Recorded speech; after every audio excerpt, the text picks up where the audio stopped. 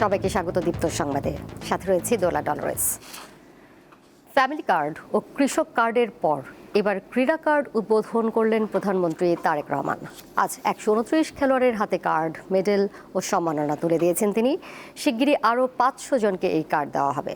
পেশাদার খেলোয়াড়দের রাজনীতিতে না জড়ানোর আহ্বান জানিয়েছেন প্রধানমন্ত্রী। মাননীয় প্রধানমন্ত্রীর নিকট হতে দেশের ক্রীড়াবিদদের পাশে থাকার সিদ্ধান্ত নিয়েছে বর্তমান সরকার। এরই অংশ হিসাবে সোমবার চালু করা হলো ক্রীড়া কার্ড। 2025 সালে আন্তর্জাতিক পর্যায়ে পদকজয়ী 129 জনের হাতে কার্ড তুলে দিলেন প্রধানমন্ত্রী তারেক রহমান। স্বর্ণ পদক জয়ীকে 3 লাখ টাকা, রৌপ্য পদক জয়ী 2 লাখ ও ব্রোঞ্জ জয়ীকে দেওয়া হয় 1 লাখ টাকা। এরপরে আসবে নীলুফা ইয়াসমিন নীলা। প্রধানমন্ত্রীর কার্যালয়ে শাপলা হলে এই কার্ড উদ্বোধনের পর সোনালী ব্যাংকের অনলাইন সিস্টেমের মাধ্যমে প্রত্যেক খেলোয়াড়ের মোবাইল ফোনে 1 লাখ টাকা পৌঁছে যায়। প্রতি মাসে তারা এই টাকা পাবেন, তবে 4 মাস পর পর তালিকা হালনাগাদ করা হবে। প্রত্যেককে জানাই আমার আন্তরিক শুভেচ্ছা এবং অভিনন্দন। অনুষ্ঠানে প্রধানমন্ত্রী জানান, শিগগিরই আরো কয়েকশো খেলোয়াড়ের হাতে এই কার্ড তুলে দেওয়া হবে। ক্রীড়াকে পেশা হিসেবে প্রতিষ্ঠিত করার জন্য আমরা এর মধ্যেই বর্তমান সরকারের মধ্যেই অনেকগুলো পরিকল্পনা বা কর্মসূচি হাতে নিয়েছে। খেলোয়াড়দের পেশাদারত্ব ধরে রাখতে তাদেরকে রাজনীতির বাইরে থাকার কথা বলেন প্রধানমন্ত্রী। আপনাদের প্রতি খেলোয়াড় বন্ধুরা, আপনাদের সকলের প্রতি আমার একান্ত আহ্বান, একান্ত অনুরোধ, পেশাদার খেলোয়াড়ি জীবনে আপনারা কোনো রাজনৈতিক দল বা গোষ্ঠীর প্রতিনিধি নন বা হবেন না দয়া করে। বরং ক্রীড়া নৈপুণ্য দিয়ে দেশের প্রতিনিধি হয়ে উঠবেন আপনারা। দেশের জন্য সম্মান বয়ে নিয়ে আসবেন, গৌরব বয়ে নিয়ে আসবেন আপনারা। তিনি জানান, ক্রীড়া প্রতিভা অন্বেষণের লক্ষ্যে আগামী মাসে সিলেট থেকে নতুন করে স্পোর্টস চালু হচ্ছে। 30 এপ্রিল সিলেট থেকে আমরা শুরু করতে যাচ্ছি নতুন করে স্পোর্টস, এবং একই সাথে ইনশাল্লাহ এটা সারা দেশে শুরু হবে। 7টা খেলা আমরা ডিসাইড করেছি। এই 7টা খেলায় কারা পারদর্শী, ধীরে ধীরে সেই প্রতিভাবানদেরকে আমরা বের করে নিয়ে আসব। বাংলাদেশ ক্রিকেট বোর্ড বিসিবি স্বনির্ভর হওয়ায় ক্রিকেটাররা ক্রীড়া কার্ডের বাইরে থাকবেন। এরপরে ঘরের ভেতরে না, ইনশাল্লাহ খেলার মাঠে দেখা হবে। মোহাম্মদ হাসিব, দীপ্ত স্পোর্টস, ঢাকা। স্পিকার হাফিজ উদ্দিন আহমদের সহধর্মিনী দিলারা হাফিজের জানাজা সম্পন্ন হয়েছে। এতে অংশ নেন প্রধানমন্ত্রী তারেক রহমান। এ সময় মরহুমার কফিনে পুষ্পস্তবক অর্পণ করেন প্রধানমন্ত্রী। সোমবার দুপুরে সংসদ ভবনের দক্ষিণ প্লাজায় জানাজা অনুষ্ঠিত হয়। প্রধানমন্ত্রীর পাশাপাশি এতে অংশ নেন স্পিকার, ডেপুটি স্পিকার, বিরোধী দলীয় নেতা, মন্ত্রী পরিষদের সদস্য, সংসদ সদস্য ও সর্বস্তরের মানুষ। বনানীর সামরিক কবরস্থানে তাকে দাফন করা হবে। অধ্যাপক দিলারা হাফিজের বয়স হয়েছিল 78 বছর। শনিবার সিঙ্গাপুর জেনারেল হাসপাতালে চিকিৎসাধীন অবস্থায় তিনি শেষ নিঃশ্বাস ত্যাগ করেন।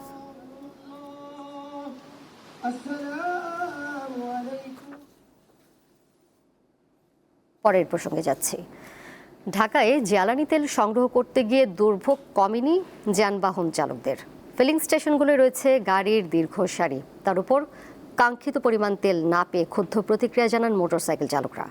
সরবরাহে ঘাটতির কথা জানিয়ে পাম্প মালিকরা বলছেন, বিষয়টি নিয়ে তারাও নানা বিড়ম্বনায় পড়ছেন। প্রায়ই ঘটছে নানা অপ্রীতিকর ঘটনা। ভোর 5:30টায় নামাজ পড়ে এখানে লাইনে দাঁড়াইছি। 4 ঘন্টা 5 মিনিট হলো এখানে দাঁড়ানো, এখনো তেল পাই নাই, পাবো আর কি। যদি ঠিক মতন তেল না পাওয়া যায় সেই ক্ষেত্রে আমাদের ফ্যামিলি চালাইতে খুব সমস্যা হয়ে যাচ্ছে। এখন তো তেল নিতে গেলে সব পাম্পে তো তেল দেয় না। এখানে আসার পর ঘন্টার পর ঘন্টা সিরিয়ালে থাকা লাগে। ভয়াবহতা ভাই খুবই। 8টা পাম্প ঘুরে এটা 9 নম্বরটা পাম্পে সিরিয়াল দিচ্ছে। আমি প্রথম আসাদ গেট গেছি, আসাদ গেট দেখে দুটো পাম্প বন্ধ, তেল নাই। তারপর ওখান থেকে ঘুরিয়ে আমি জাহাঙ্গীর গেটে আসছি, ওখান দেখছি যে 6টা বাজে পর। রাজধানীর পাশাপাশি দেশের বিভিন্ন স্থানে জ্বালানি তেলের সংকট অব্যাহত রয়েছে। খাগড়াছড়ির জেলা ও উপজেলা শহরের বিভিন্ন এলাকায় এতে ভোগান্তিতে পড়েছেন যানবাহনের চালক ও পর্যটকরা। জেলা শহরের পেট্রোল পাম্পে দীর্ঘ সময় লাইনে দাঁড়িয়েও মিলছে না কাঙ্ক্ষিত পরিমাণের তেল। একইভাবে বরগুনায় অকটেন, পেট্রোল ও ডিজেলের সংকট রয়েছে। পটুয়াখালীতেও ডিপো থেকে মিলছে না চাহিদা অনুযায়ী জ্বালানি তেল। এতে অনেক স্থানে পাম্প বন্ধ রাখতে বাধ্য হচ্ছেন মালিকরা। যেগুলো খোলা রয়েছে সেখানে রয়েছে দীর্ঘ লাইন।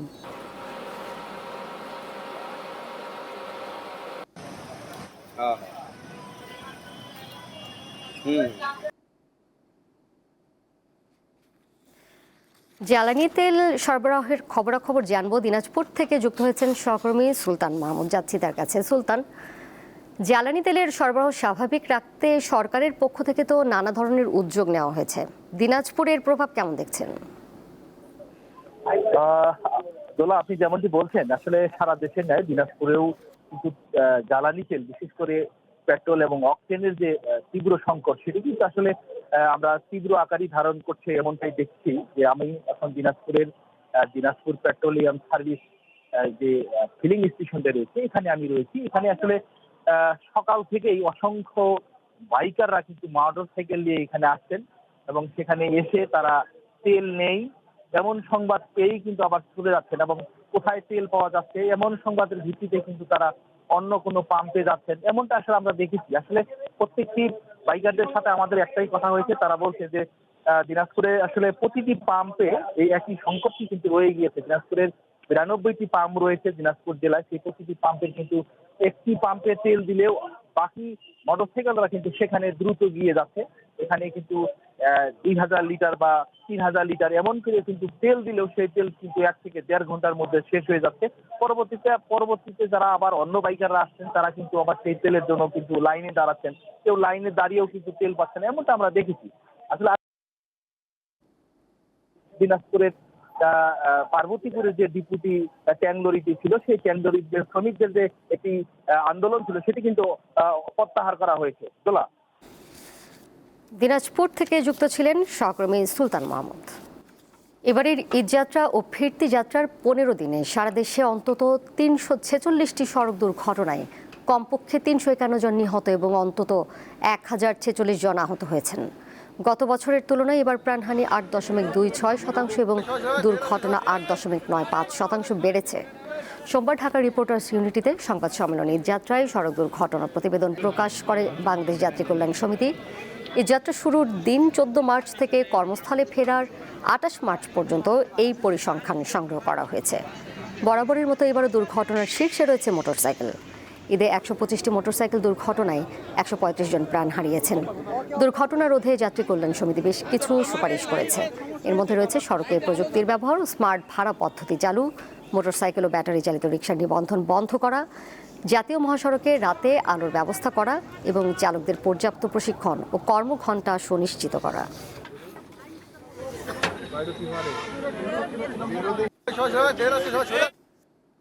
আন্তর্জাতিক প্রসঙ্গ, ইরানের জ্বালানি তেলের নিয়ন্ত্রণ নিতে ফের নিজের ইচ্ছার কথা জানালেন যুক্তরাষ্ট্রের প্রেসিডেন্ট ডোনাল্ড ট্রাম্প। পাশাপাশি দেশটির কার্ক দ্বীপের রপ্তানি কেন্দ্রেরও নিয়ন্ত্রণ চান তিনি। ফিনান্সিয়াল টাইমস পত্রিকাকে দেওয়া এক সাক্ষাৎকারে এসব কথা বলেন ডোনাল্ড ট্রাম্প। যুক্তরাষ্ট্রের হামলার পর কার্ক দ্বীপে ইরানের প্রতিরক্ষা ব্যবস্থা কার্যকর নেই বলেও দাবি করেন তিনি। এতে খুব সহজেই দ্বীপটির দখল নেওয়া সম্ভব বলে মনে করছেন যুক্তরাষ্ট্রের প্রেসিডেন্ট। এদিকে সোমবার সকালে তেহরান জুড়ে সরকারি অবকাঠামোতে হামলা চালায় ইসরায়েল। হামলা হয়েছে ইস্পাহান শহরের একটি বিশ্ববিদ্যালয়ে। জবাবে ইসরায়েল ও উপসাগরীয় দেশগুলোতে ব্যাপক পাল্টা হামলা চালাচ্ছে ইরান। কুয়েতের একটি বিদ্যুৎ কেন্দ্র এবং পানি লবণমুক্ত করার কেন্দ্রে হামলা চালিয়েছে তেহরান। এই ঘটনায় একজন নিহত হয়েছেন। সোমবার ইরাকে অবস্থিত যুক্তরাষ্ট্রের ভিক্টোরি বেস ঘাঁটি লক্ষ্য করে রকেট হামলা হয়েছে। হামলায় ইরাকি স্পেশাল ফোর্সের একটি A320B পরিবহন উড়োজাহাজে আগুন ধরে যায়। এই প্রথমবারের মতো যুক্তরাষ্ট্রের ভিক্টোরি ঘাঁটি সরাসরি হামলার শিকার হলো।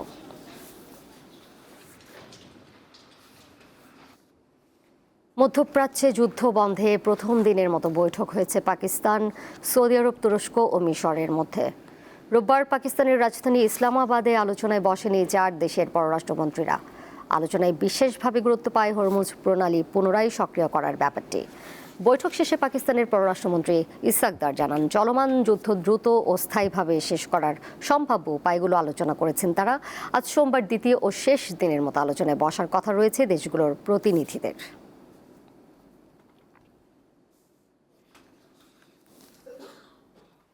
এই ছিল এখনকার মতো। পরের সংবাদ দেখবেন বিকাল 5টায়।